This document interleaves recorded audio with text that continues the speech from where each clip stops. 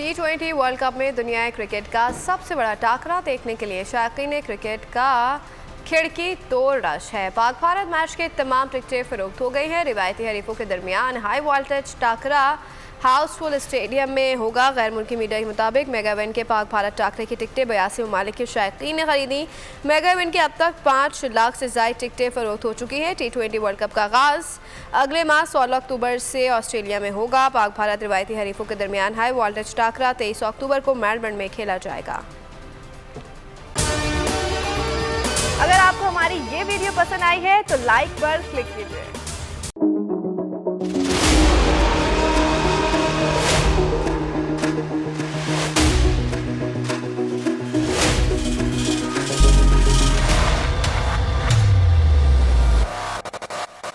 सबसे ज्यादा व्यूज, सबसे ज्यादा रील्स और सबसे ज्यादा रेटिंग के साथ बोल अब भी नंबर 1 पोजीशन पर बरकरार।